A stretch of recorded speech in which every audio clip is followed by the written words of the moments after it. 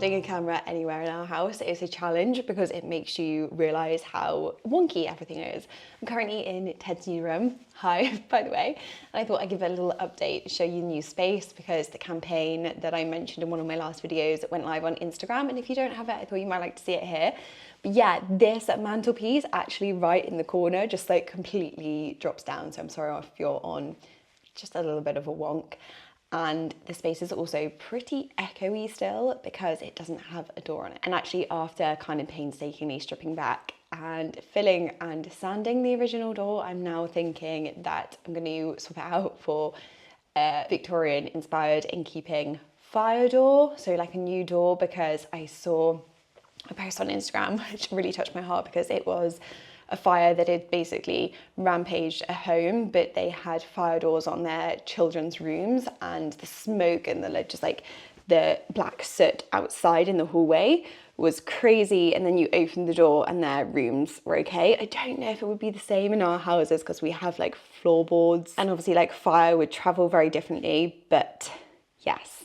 Fire doors I think I'm going to put in just to at least help if we were ever unfortunate enough to get a fire. A little bit more tricky in these homes though, because fire doors can only be cut by 3mm on like either side, and like I've just mentioned, everything's wonky, so I'm hoping that I don't have to get a bespoke one because they're like double the price and double the time to get.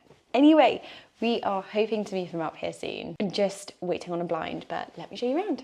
We do have a baby gate up here though, which has been quite nice because I'm coming up here to get Teddy used to the room slightly, and this is just like an overview of the space. So this is slightly temporary because this is mostly to rejig the house for the extension and the renovations to start. And I am planning that maybe Teddy will go in the mimicked room next door. And when we come to do that, it's exactly the same. So I can kind of say I'm wallpapering the walls, want to paint the fireplace to like colour match in with that, and also paint the window. I'm so excited to paint the window frame and also the radiator. So there'll be a lot more colour coming in, a lot more like photos on the wall, but I just wanted it to be a space that he would love and enjoy for the next few months. And of course, the furniture is a much more long-term thing. I hope that he grows with the furniture and this room, and obviously it would adapt and change over time when he has a say in what he wants.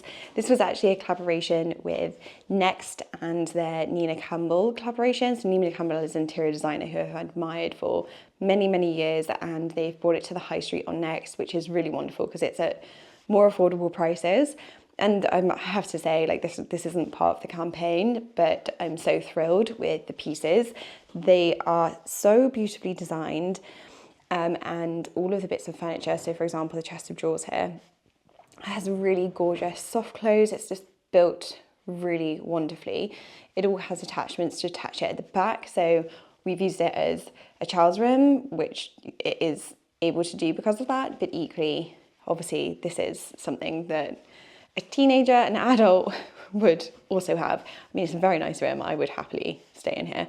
Then the little reading nook over here, which I really wanted to position kind of above the shelves, but also to have the lovely view when you sit here, which is completely blown out because it's a beautiful sunny day today. But you can see out the window, and then obviously also over at the bench seat, you can sit and see out the window. I do need to get some kind of book storage up here. I'm thinking just like a shelf instead of his scooter, so he can come get his books and we can sit and read at night, kind of do his bedtime routine, then just some of his bits and bobs on the shelf. It's been quite a momentous occasion for us to put this as a child's room because when we were designing it and renovating it, that was all I could really think about. So yeah, it's a really sweet moment to kind of see it as I'd always imagined. Maybe lacking a little bit of colour, but still just nice to have its end purpose. And one thing that I felt whilst putting this room together, which was nice, when we did the nursery, we obviously didn't know our little boy, whereas now we do. So it also felt extra special doing something for him. And he's got his wardrobe. I love that this has a star design on it. I think really sweet detail. And at the moment, this one is quite crammed. We have got his summer wardrobe. Kids have it very lucky. They have a whole new wardrobe every season. He grows like an absolute weed. And then the plastic toys. We have them, don't worry. Our neighbour passed on this one. His great-grandparents recently got him this. He loves this trolley, pram, which he doesn't really know that it's a pram yet, but he will sometimes put things in it. Yeah, basically at the moment I'm just using this for a little bit of storage because he isn't actually up here yet, and I have slotted his travel cot, which he won't sleep in here. This bench sheet and also the footstool I find really useful because having a child that is quite small still and a toddler, we often play at a height. So for example, if Teddy was here, he would be at about this height and he can like really nicely reach this, so we can put out the toys and we're not playing on the floor, for example, or if I do like a little train set with him, it gives us a little space to be up a little bit higher or almost at his eye level. Downstairs in our snug, which is kind of his playroom, the ottoman in there is where he plays for most of the time. So like he walks around the ottoman, he gets his toys from the shelf and puts them onto here. So I was quite keen to have that in his room also. At the moment, it's almost like a little play table, but then as he gets older, he'll probably use it to sit on a little bit more. And at one point in the much further future, it'll probably go at the end of his bed when he's in like a double bed, which seems insane right now. And then the big blank vast wall, you can kind of see where we're positioned now with the hallway. Yeah, we've not got him up here yet because I've actually decided to go for, now that we have a kid, one of the blinds that is completely concealed, completely blackout. This is always a little bit debated with the pros and cons. Went for a blackout blind down in the nursery, but it's not like pitch black because some people say it's good that they can sleep with a little bit of light, so that you know, when you go on holiday they can sleep in the pram, that kind of thing. Yeah, I've decided that actually I just like sleep for the majority of the time. We're mostly at home, so I think that now with the summer months when the sun's beaming in, it's going to be much easier for him to sleep in the actual dark. So we've got one of the blinds that has like a track that goes through the whole window and it comes down through the track, so no light can peek through the edges. Obviously another way to get through that would be to have curtains too. But I plan to, because they're not the prettiest of things, I plan to keep this blind but bring it forward and put the new blind behind it so you don't see it when it's up.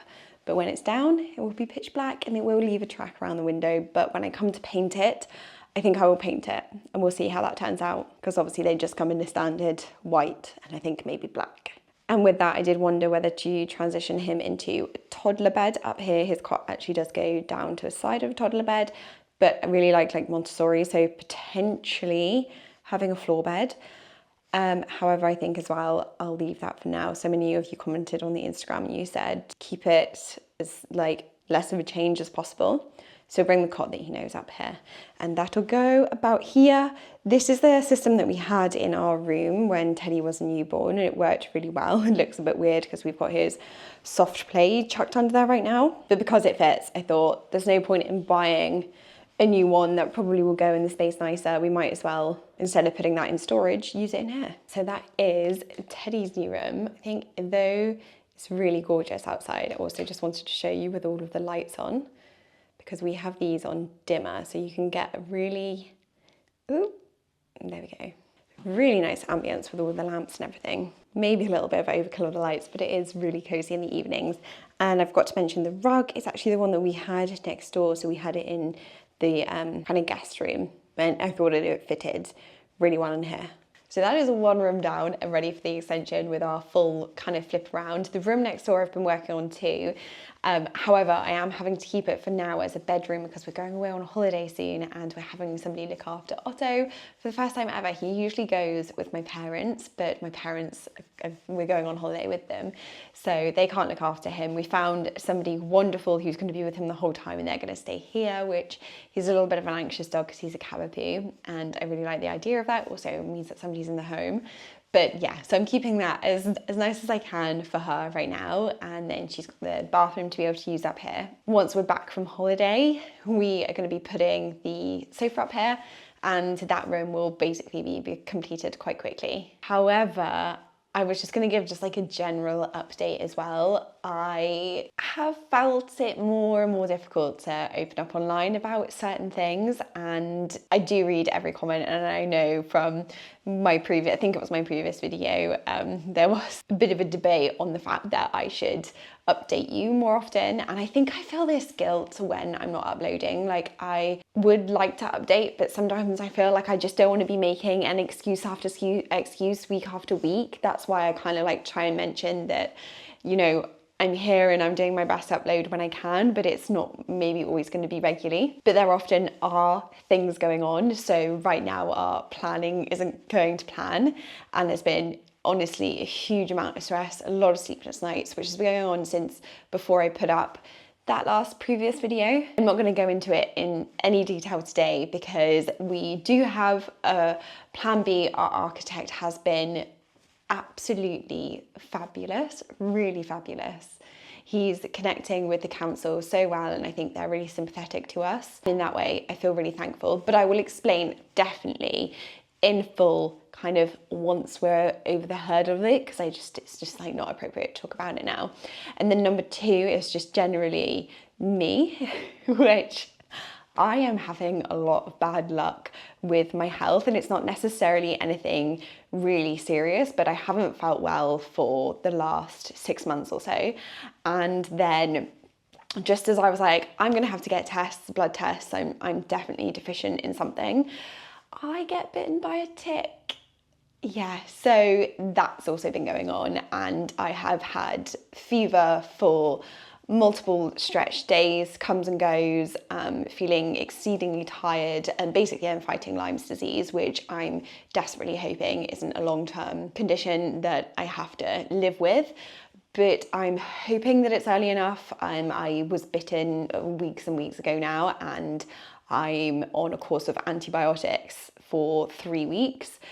They're not pleasant either. I'm on about 6 antibiotics a day. When I picked up from the pharmacist, she was like, oh, do you know how many you're taking? It's just quite a lot. Yeah, unfortunately. So I'm really just keeping my head above water at the moment, and both Ollie and I cannot wait for the planning to be approved, hopefully, and for us to get this extension rolling. That's our main thing now. And it's funny that after 6 years of renovating, really wanting to perfect everything and get everything just perfect, just as we like it, we're really at the point now where we're just like, we want to see this done. We really just want to see it done. We're there, we can see the light at the end of the tunnel. And I think perhaps my body has got to a point where it's just saying, enough's enough, Laura. Like, you have built a business, renovated a house, like got married, engaged, had a child, breastfed for 15 months, had a child not sleep for 15 months, supported a husband in a growing business. And the really nice thing that I think has come out of this is that I'm a personality that does struggle a lot with putting my worth to being productive and having things constantly going on. But I think I'm finally coming to a point where I'm like, actually, you know, being still, being stagnant, if you want to call that is important at times. We're still not going to be there for a few years, but yes. There's that. Here's my little bite. Probably, I don't know how many months on this is now, but it is finally starting to go. My lovely white pasty leg. I'm going to go and get little one a paddling pool. We actually got him a sand and water table for Easter, and I'll put a photo up. I put little like carrots in it and little like chicks and ducks and eggs, and it was really sweet. So I want to work on that outdoor area so that we can enjoy the summer.